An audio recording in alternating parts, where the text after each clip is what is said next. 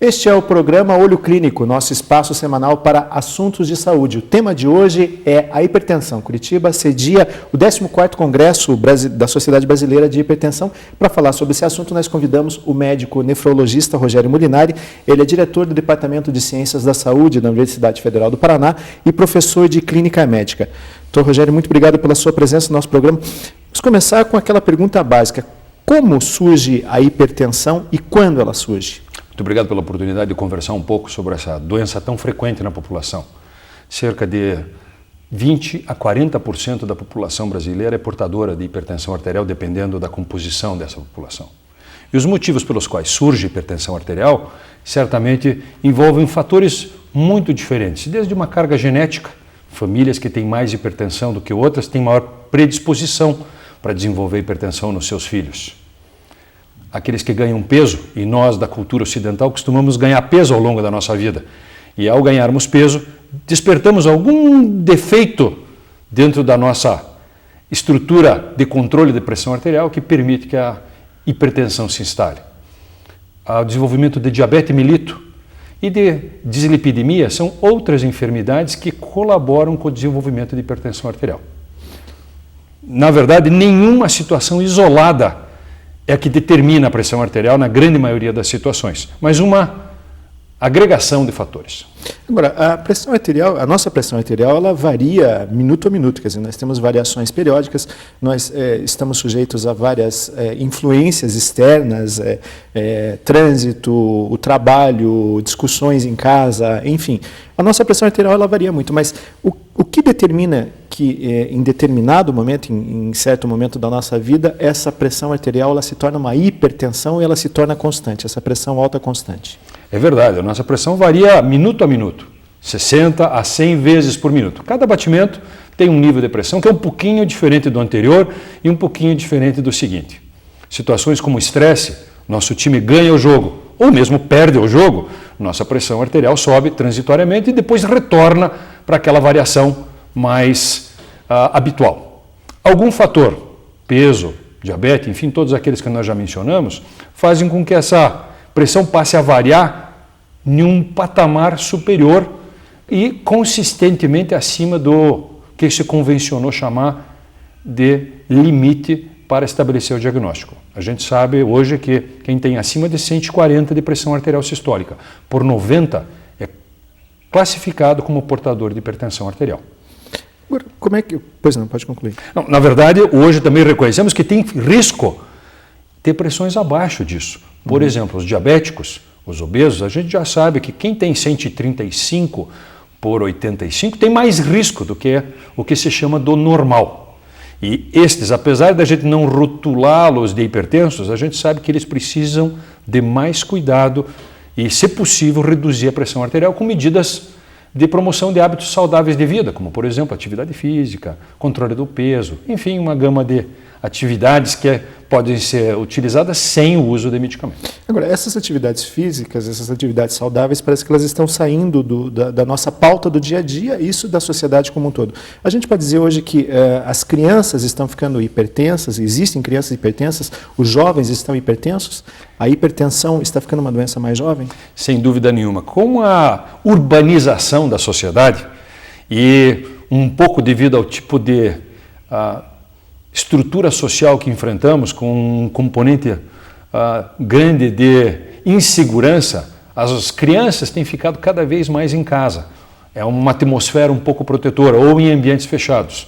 Isso motiva uma redução do... Acabou o quintal. Acabou o quintal, acabou subir na árvore, pular o muro, ir para a casa do vizinho, andar de bicicleta na rua. Todas essas atividades passaram a ser muito perigosas. E é mais seguro atividade com horário marcado, eventualmente na frente da televisão. E, claro, resulta ganho de peso, porque algumas dessas atividades agregam alimentação contínua, permitem alimentação contínua. Do outro lado, 60% a 70% da população brasileira hoje, urbana, pode ser classificada como sedentária.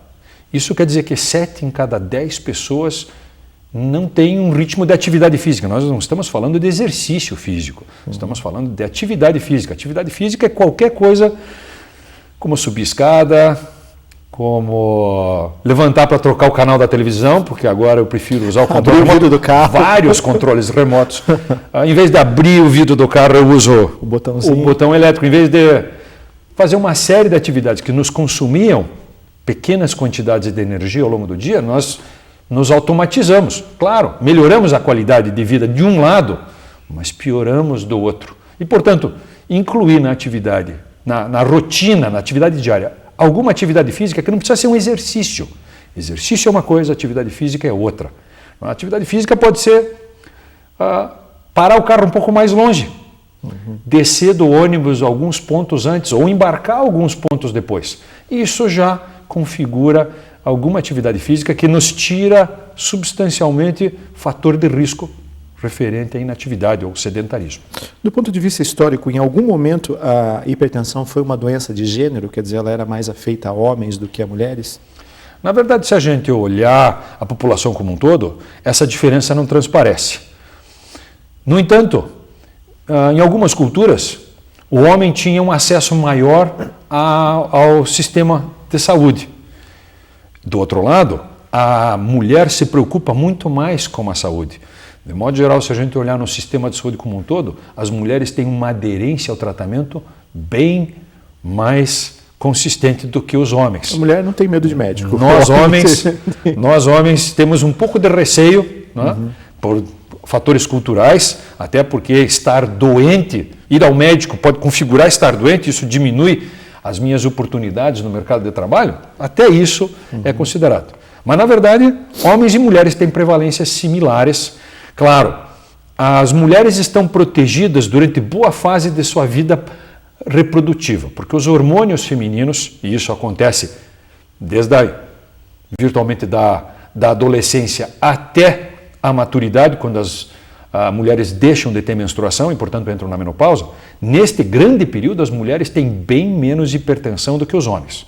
Elas estão protegidas. Uma vez que elas passam para a fase seguinte da vida, que é a redução da produção hormonal, elas passam a ter risco igual, em algumas situações superior ao do homem, principalmente quando elas têm hábitos como o de fumar.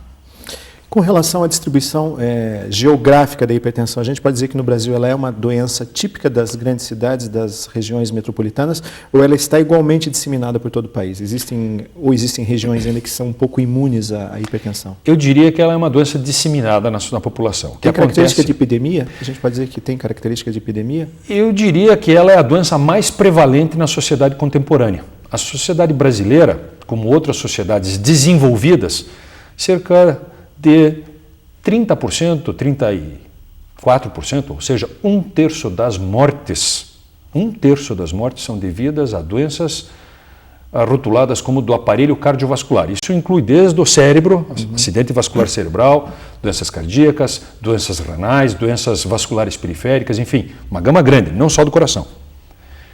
Um terço das mortes. Hipertensão arterial é a grande doença que conecta todo esse sistema. Portanto, apesar de a gente não ver morte quase por hipertensão no atestado de óbito, ela é a base de diversas dessas doenças, como infarto cerebral. Ela é desencadeante. Então, a gente não pode dizer que ela é uma epidemia, mas ela é a doença mais prevalente. Ela não é uma epidemia porque ela vem acompanhando a humanidade. O que acontecia é que antes a gente morria antes. E a gente morria por outras causas que não eram ligadas à hipertensão. Morte súbita, por exemplo. A grande maioria das mortes súbitas é morte elétrica, morte cardíaca. Infarto agudo do miocárdio, fulminante. E não se fazia uma conexão com a hipertensão. Hoje a gente sabe que uma parcela expressiva é relacionada à hipertensão. A mesma coisa vale para acidente vascular cerebral, popular derrame. Muito bem, nós vamos fazer um rápido intervalo, já voltamos falando sobre hipertensão. É só um instante.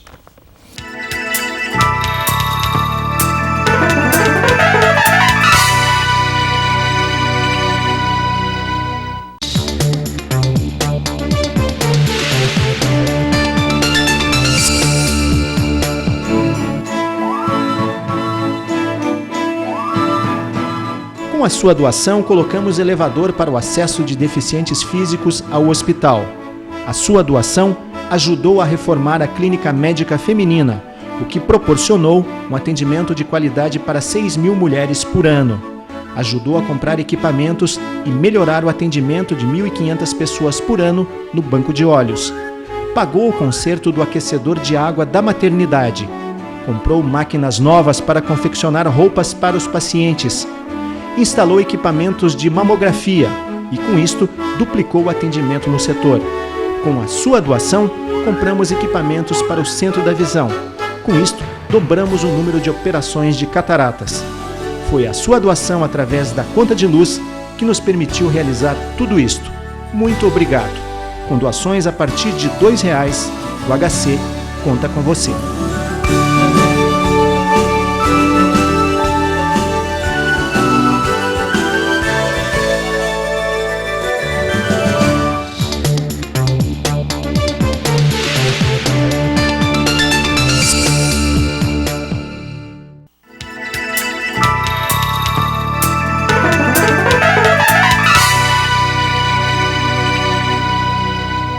Voltamos com o segundo bloco do programa Olho Clínico. Hoje nós estamos falando sobre hipertensão. O nosso convidado é o médico nefrologista Rogério Molinari. Ele é diretor do Departamento de Ciências da Saúde da Universidade Federal do Paraná e professor de Clínica Médica do curso de Medicina. Doutor Rogério, Curitiba cedia o 14º Congresso da Sociedade Brasileira de Hipertensão. É uma curiosidade, a Sociedade Brasileira de Hipertensão não é formada apenas por médicos. Perfeitamente. A Sociedade Brasileira de Hipertensão é uma sociedade peculiar. Apesar dela ter sido iniciada por médicos, mas já eram médicos de diversas atividades profissionais. Médicos ligados à área de doenças renais, a nefrologia, doenças do coração, os cardiologistas e cientistas de área básica. Esses três grupos constituíram um núcleo da Sociedade Brasileira de Hipertensão e agregaram ao longo desses últimos anos profissionais de outras áreas das ciências da saúde. Nutricionistas, psicólogos, enfermeiros, profissionais de educação física e uma gama enorme de outros interessados nas doenças do aparelho cardiovascular.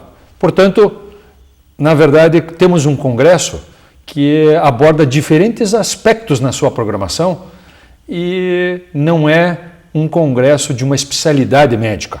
Não se confere uma característica de especialista a quem trata hipertensão. Ao contrário, temos lá endocrinologistas, clínicos, nefrologistas, cardiologistas, enfim, pediatras, cirurgiões do aparelho cardiovascular, ginecologistas e obstetras, porque, claro, a hipertensão aflige desde a infância até a senescência do indivíduo e, portanto, múltiplos profissionais vão estar envolvidos com o atendimento. Agora, é um dos maiores problemas da área de saúde, a hipertensão. No entanto, existe essa percepção, até do ponto de vista governamental, de que ela tem, da dimensão de problema de saúde pública, quer dizer, ela é tratada como existe uma verdadeira guerra contra a hipertensão no Brasil ou ainda nem tanto? Eu acredito que sim. Nós temos políticas que tentam proteger o cidadão, oferecendo treinamento para a comunidade de profissionais da área da saúde, e isso é realizado. As secretarias estadual e municipal de saúde têm programas para atenção e uma parcela expressiva dos medicamentos principais são ofertados pelo Sistema Único de Saúde. No entanto, aprendemos nesses anos que não basta a atenção médica, não basta a oferta de medicamentos, não basta um sistema de saúde desenvolvido como temos no estado do Paraná e, em especial, no município de Curitiba. Precisamos de mais. Precisamos de uma atuação de vários profissionais da área da saúde para motivar o cliente a continuar investindo na sua saúde. Porque o que diferencia talvez a hipertensão de outras doenças é que ela não tem sintomas. Nós não nos sentimos hipertensos. Aquela dor de cabeça, que é muitas vezes relacionada com hipertensão arterial, não aflige mais do que 2 pessoas em cada 10, ou seja, 20% da população. Quer dizer, nós temos 8 em cada 10 que não sentem absolutamente nada. E aí eu vou ter que tomar remédio por 10, 20, 40, 50 anos da minha vida ou mais, porque uma vez que se descobre hipertenso, tem que tratar para o resto da vida. Não tem cura. Na grande maioria das situações não existe cura, infelizmente ainda. Mas controle. A motivação para manter o tratamento dia após dia é uma tarefa em que a família tem que estar envolvida, os profissionais da área da saúde, os médicos, os enfermeiros, os farmacêuticos de assistência farmacêutica ter que se envolver também. Portanto, temos que agregar esforços. Bom, é uma doença, como o senhor colocou, assintomática. Então, quando e como procurar um profissional de saúde? Quer dizer, em que momento da vida? Histórico familiar? Exato. Por onde se deve começar? Eu acho que a primeira questão é histórico familiar. Se na história da família tiver pessoas que sabidamente tinham hipertensão, a gente deve começar a medir a pressão mais cedo nesse grupo de indivíduos. Mas muitas vezes eles não sabiam. Mais cedo quando? Antes dos 40 anos, definitivamente. Tá? Quer dizer, na entrada da idade adulta. Entramos na idade adulta, algum lugar ao redor dos 25 anos de idade. Portanto, certamente nessa situação já vale a pena medir a pressão, no mínimo anualmente. Alguns grupos de risco devem medi-la mais precocemente, tá? Já na infância. Famílias que têm uma alta prevalência de hipertensão, a mãe deve pedir para o pediatra avaliar a pressão do seu nenê, do seu filho ou filha, já durante o crescimento, e em especial quando entra na adolescência. Hoje nós temos tabelas que avaliam a criança idade a idade, e até pelo biotipo, porque dependendo do tipo físico e do grupo étnico a que se pertence, a pressão é um pouquinho diferente. E, portanto, isso é importante para o pediatra. Grupo étnico? Qual o grupo étnico? O grupo de negros tem pressões arteriais mais elevadas do que o grupo de extrato étnico branco. E isso tem uma característica evolutiva. A população branca, uma das hipóteses, não é a única, mas é uma delas, e ela tem uma característica evolutiva, correu a partir do mesmo sítio lá no meio da África, em algum lugar, e traçou uma estratégia ao longo de sua evolução que teve contato progressivo com um maior conteúdo do sal na dieta. Ao contrário... E foi assimilando. E foi assimilando isso, foi desenvolvendo mecanismos de adaptação. Ao contrário, a população de extrato étnico negro foi transferida sem essa característica evolutiva ao longo de milênios. Isto não aconteceu com essa população. Ela foi transferida ao longo do globo terrestre em do período séculos, escravagista, quer dizer... em séculos. E, portanto, ela não teve essa característica. Essa é uma das hipóteses, não é a única, mas é uma delas, e ela tem uma base genética bastante interessante. Nós podemos descrever inúmeros outros fatores, mas este, sem dúvida nenhuma, parece ser o primordial. Todo obeso é hipertenso? Essa é uma pergunta excelente, porque, na verdade, a gente sabe que ao ganhar peso, a pressão costuma aumentar. Ao contrário, quem é obeso e hipertenso, se reduz o seu peso, mesmo 2 a 5 quilos já cai a pressão arterial. No entanto, felizmente, nem todo obeso é hipertenso. Ao contrário, não basta ser magro para ficar livre da hipertensão. E esse é o fator importante. Só tem uma maneira, como nós estávamos dizendo, é medir a pressão arterial. Então, mesmo que não sinta nada, se tiver obesidade, se tiver diabetes na família, se tiver gente da tua família próxima, pai, mãe, avós, que faleceram precocemente. E o que é precocemente? São homens que tiveram eventos cardiovasculares ou cerebrovasculares, derrame, antes dos 55 anos. Ou mulheres na tua família que tiveram morte ou doenças cerebrovasculares ou cardiovasculares antes dos 65. O teu limiar de risco é maior. Se você fuma, se você é homem ou mulher depois da menopausa, meça a pressão mais frequentemente, porque isso são todos fatores de risco que aumentam a chance de ficar hipertenso. E medir a pressão arterial de um profissional habilitado, seja ele médico, enfermeiro, farmacêutico, nutricionista, enfim, qualquer profissional da saúde que tenha habilidade para medir a pressão arterial, é válido. Uma vez detectado uma elevação, consulte o seu clínico. Um médico que vai lhe orientar o que fazer, como fazer, por que fazer e se precisa de medicamento ou, eventualmente, medidas de promoção de hábito de vida, o que a gente chama de promoção de hábitos saudáveis de vida. Tá? são necessárias. Muito bem, Dr. Rogério Molinari, diretor do Departamento de Ciências da Saúde da Universidade Federal do Paraná, quero agradecer muito sua presença no nosso programa. Por hoje, o programa Olho Clínico fica por aqui. Eu agradeço muito sua audiência. Se você tem críticas, comentários, sugestões ou quer mais informações a respeito desse tema, escreva para a gente. O nosso e-mail é olhoclínico, tudo junto, @ufpr.br. Muito obrigado e até a nossa próxima edição. Até lá.